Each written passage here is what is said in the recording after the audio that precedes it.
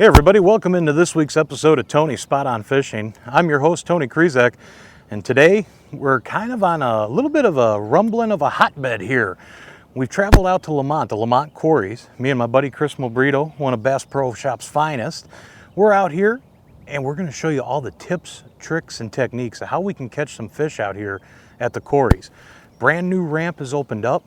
We can get the bigger boats out here and get around and catch fish out here. It's not just for the kayakers and the pond prowlers anymore.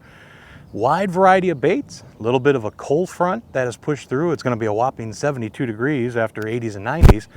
But you know what? We're still going to catch fish out here. We're going to show you how it's done. That's all this week on Tony Spot On Fishing.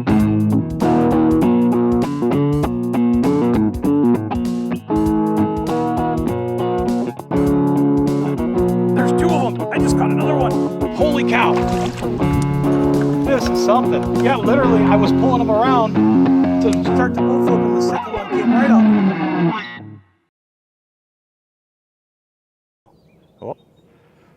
Oh, I missed mine. And you got your bait. And you got my Senko. That's not cool, man. Let me show you exactly what I'm doing here. In a cold front situation, we're kind of trying a couple different baits, and Kris has had a bite already on his creature bait, kind of like a beaver style bait. And I'm fishing a wacky worm, and the way we do the wacky worm, the way I like to do it, is actually a weighted version of the wacky worm. I'll put a little rubber peg stopper there up my line, and we'll be able to slide that down, about an 1/8 ounce tungsten bullet weight, and then a little weedless wacky hook. Now what we do, we bend that worm right in half, and right through the middle, we'll hook it up, slide that weight down, slide our stopper right there so it keeps it in place. This is going to help it because there's a lot of ledge type scenarios around the shorelines at the quarries here, and that's going to help us get that bait down, and rather than a real super slow fall of a wacky worm. The other thing we're doing, I'm running a smoke blue gold color. The other thing I like to do is take my little marker here, and just to give it a little contrasting color right on the tail, I just mark the tail with a little bit of chartreuse, and it's got some garlic scent to it, so it gives it a little flavor on top of the salt impregnated Senko, but a little extra color and a little bit extra scent. Believe it or not, that makes all the difference in the world sometimes. It's not a major thing, it's kind of a confidence thing for me. It really has become that way with the plastics. Kris is running pretty much a same type of color, dark natural pattern, without it, still getting bites. But again, trying to get the pattern down here, looks like plastics are definitely a go. Creature bait and a wacky worm. So, when you get these weird weather changes like this, we're gonna have howling northwest winds. You know, you just kind of got to adapt to it. And essentially, I'm running it strictly on my worming rod because of the fact we are doing, you know, that 1/8 ounce tungsten weight. It's a lot easier to run this on a bait casting type setup. You could fish them on a spinning, but as you can see, we kind of got the lead edges, a lot of down timber, things like that, and even some bluff wall scenarios.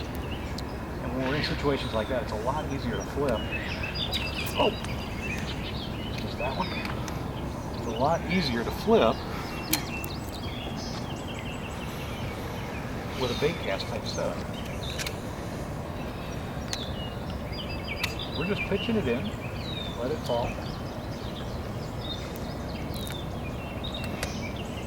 Lift it up, I kind of flip right into a pocket there, you know, right off to the outside edge.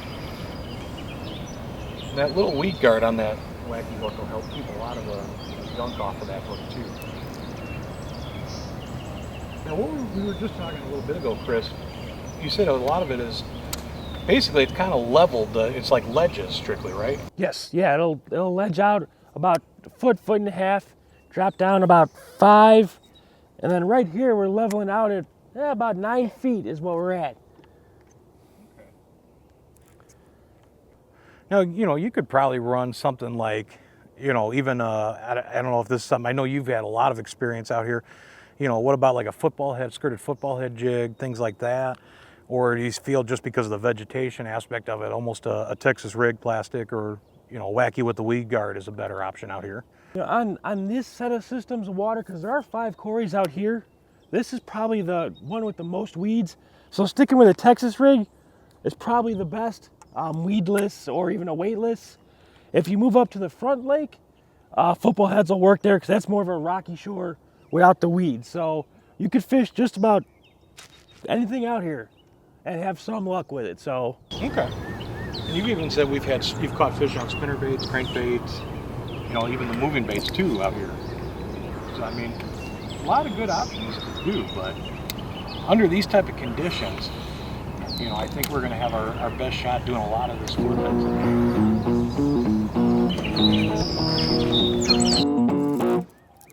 oh yeah, a little bit nicer.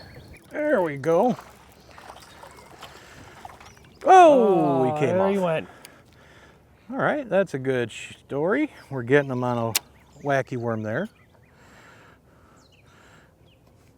Now, we didn't land that fish, but it kind of cut my worm up, so what you can do to save it is just kind of reposition your hook placement, just like so. And 2, you can also buy like the Wacky rings, which is a good option. You don't actually put the hook through the plastic, it would be through the ring.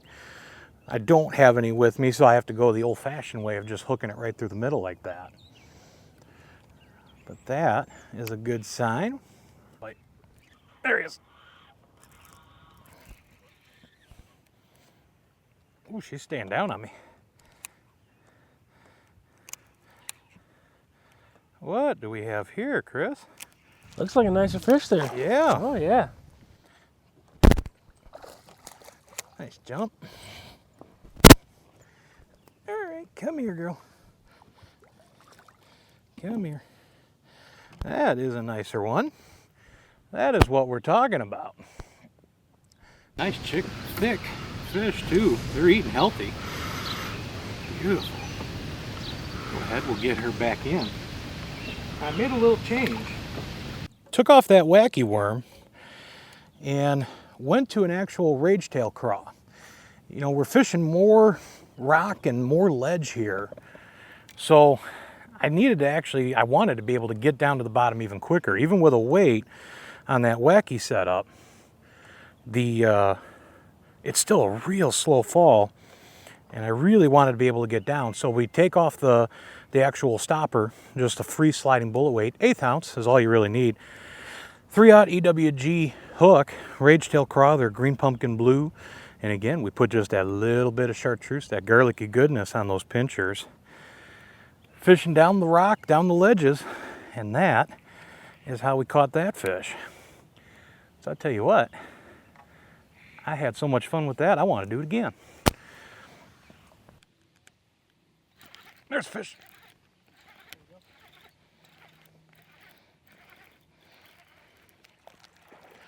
Not huge, but there's 2 of them. I just caught another one. Holy cow. This is something. Yeah, literally, I was pulling them around to start to bow flip, and the second one came right up. All right, we're gonna try this, folks. See if this works. Now that is something. Have you ever seen that? I've done it with a rock bass on Lake Michigan. 2 at once. There's a little largemouth. Let's get the little bit better size one. We literally decided to switch it up and try throwing a crankbait. There's that little better one there. And we were coming across this flat. There's some vegetation, there's some timber. Right behind me, there's a little rock hump here. Threw right on the edge of it, hooked that first fish. Okay. Literally, I was bringing it right back along the boat. I was getting ready to just boat flip her up. She came up from underneath the boat and smacked it. That's a first for me to catch 2 largemouth at once. I mean, they weren't big. Who says you need an Alabama rig to catch multiple bass at once? You can just throw a crankbait. Unbelievable. That was cool. Well, that's a good sign. You know, the water What do we got water temp, Chris? 77, you said? 77 right now. 77-degree water temperature. You know, it's starting to warm up. I was able to take the hoodie off, and we wanted to try working some of these flats and stuff like that, combing them with that square bill crankbait, KVD. What's nice, you know, it goes 3 to 5 feet. You're able to just come over the weed tops with it. If you should bang any rock or timber, the square bill will deflect off of it.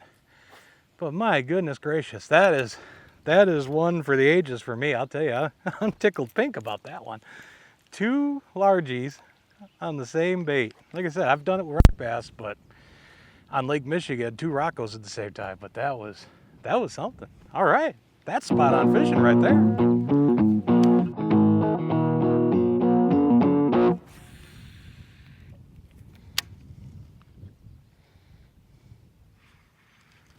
There we go. Oh, threw right off that point there. Another little guy. But they're all fun. Well, he's been caught recently too. He's got a little mark in the corner of his mouth. I caught him up there. He's still a little sore mouth there, little guy. You know, we fished that whole flat with those cranks. We threw a crankbait, we threw a swim bait. And, you know, it's got to be just strictly this low pressure system that settled in. Yeah, we caught the 2 bass and the 1 crankbait. That was pretty cool, don't get me wrong. But that was the only action on a moving bait. The consistent bite has been on these plastics. And one thing, you know, you want to stress out here, you know, that I've already found, this is my first trip out here. Kris, you know, has been here quite a bit. But I've already picked up on stuff from conversations with Kris and even seeing it firsthand. These rocks and the ledges, that's where these fish are sitting. And you come across these points, especially points that have a little bit more structure to it. You know, a nice drop off on one side. We had to go into real deep water. The flip side, we had a little bit of vegetation, a couple stumps too. It goes back to that whole spot on the spot where multiple structures come together. And that's where these fish are really stacking up. And I'll tell you what, it's a great little lake to come out here and work on your flipping game. We're just basically flipping and pitching right under the brush that's, you know, laying down, timber that's sticking up, anywhere around it. Like I say, you come out here with a beaver or a craw, you're going to definitely get bites. You're going to definitely catch fish. And we are going to catch a lot more before this day is done.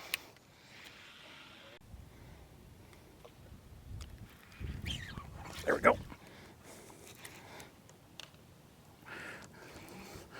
Boy, they're full of energy, I'll tell you.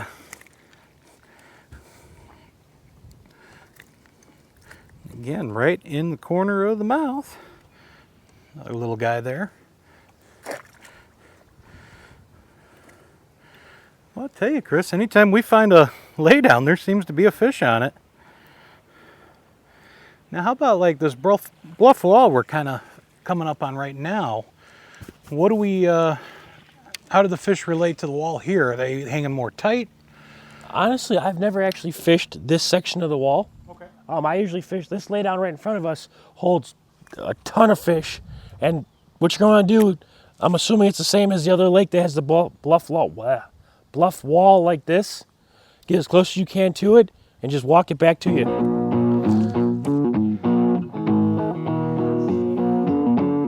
Oh, man. All right. Here's the tip of the week, folks. Let me tell you. Kris and I just did the same thing. We're fishing timber. We're fishing rock. Your line's going to take a beating. Check your line every fish, looking for nicks. We both got on a spot that's holding fish. 2 hook sets, 2 break-offs. It's just one of those things that you get caught in the heat of the moment, you forget about it, and you get that weak spot in the line, and it happens. Mine was actually the knot. Yours broke right at the knot? Not even the knot, the loop Oh, wow. that I tie, around the actual eyelid. Broke right there. The knot's still there, knot's still holding. The line just broke. There he is. Right on that wall again.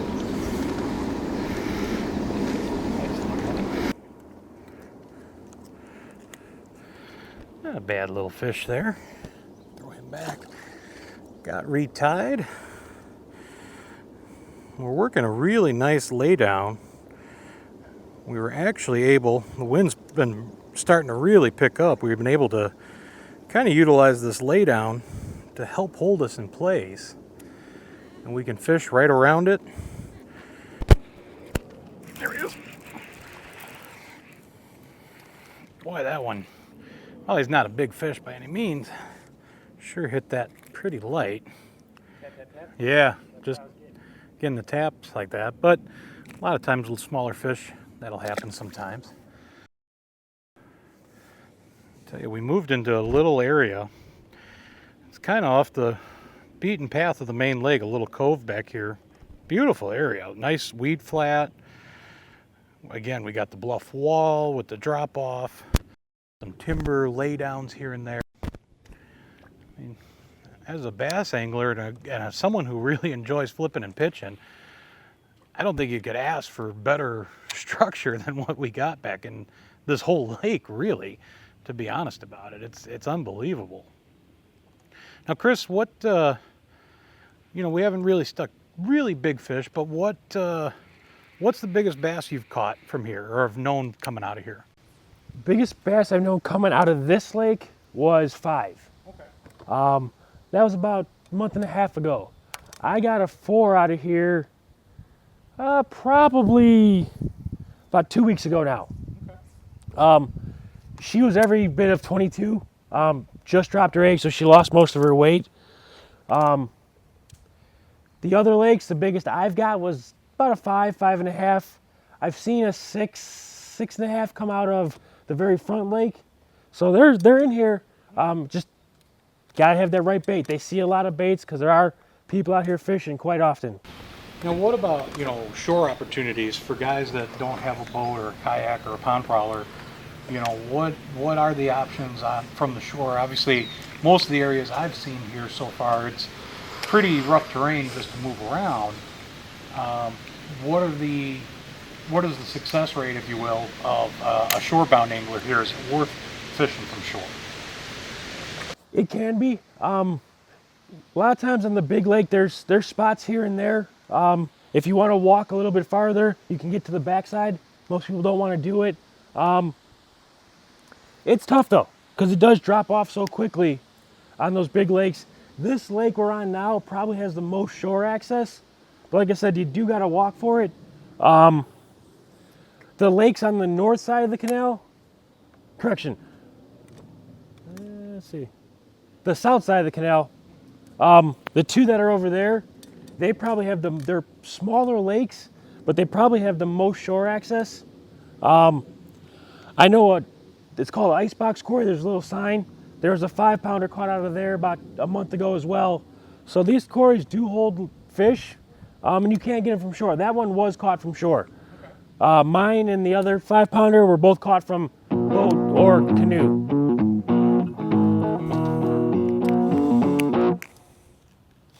Got this one on a chigger craw.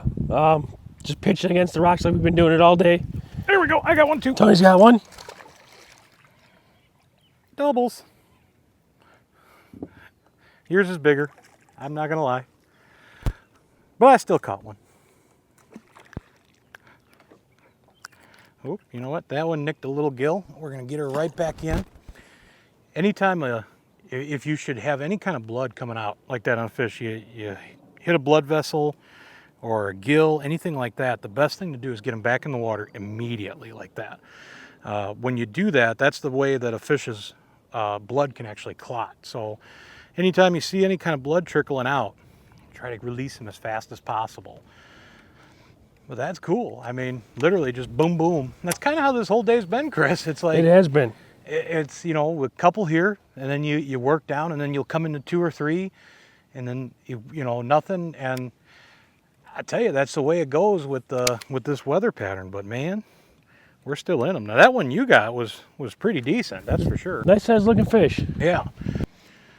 Now usually, when do we see like the shad hatch starting out here? Usually it's coming up. It's about the beginning of July, early morning, evening. You'll see them come out there and just be all over the place. There we go. There we go. Tony's got one. Oh. Boy, we have definitely come into them now. Nice little guy. Is it just me, or is the bite even getting a little more aggressive? It's picked up. I think I missed right before you did, so that's a good thing. Well, man, I'll tell you, we got with the forage that they have. I mean, it's definitely going to support all these fish. The numbers are very good here. I can already see that. And I mean, honestly, this is just a fishery, in my opinion. I think Kris would agree that this is just going to keep getting better and better. The fish are just going to keep eating. They're going to keep growing. I mean, this is just unreal out here. You know, one thing I've noticed, the biting has picked up. We also got some cloud coverage going on too since that point. Yep, you're absolutely right. Little bit of different change. The wind's picked up for sure even more. We've had a pretty decent breeze, but now it's definitely getting to that gust level. And yeah, it's brought in the cloud cover. So just little changes, like Kris said. That's exactly 100% truth right there. Little changes like that can make all the difference on the water.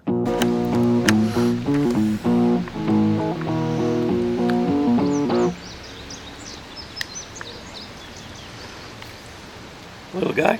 Yeah. But hey, fish on this side. We'll take it. Well, hey everybody, that's about all the time we have for this week. Kris, man, thank you, sir. It was a good day. It was. You know, we had to battle some elements there a little bit, but that's kind of par for the course this year, you know. I mean, windy, cold front conditions, but man, I'll tell you what, Lemont Quarries, I think this was the place to be today. It guaranteed us some bites, it guaranteed us some fish. They weren't all big. We got a couple good ones. A couple nice ones, yeah. You know, but that just speaks volumes to the fishery that's out here. Even under frontal conditions like this, we're still able to come out and catch fish. So again, we hope everyone learned a little something, got a few ideas on how to tackle this lake. And I'll tell you what, if you guys want to see any more different lakes, rivers, reservoirs, find us on Facebook. Facebook.com/TonySpotOnFishing. Give us suggestions. We're more than happy to come on out and film various bodies of water. Kris, my man, we'll do it again soon. All right, yeah. Once anytime. again, my name's Tony Kris. We'll see you next time on Tony's Spot on Fishing.